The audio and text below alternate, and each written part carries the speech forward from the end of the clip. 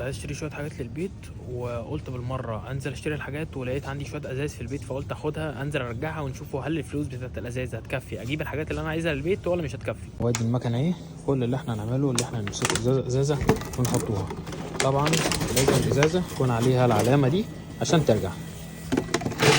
وهنا ده بيعد فيه كام ازازه، وكل ازازه ب 25 سنت.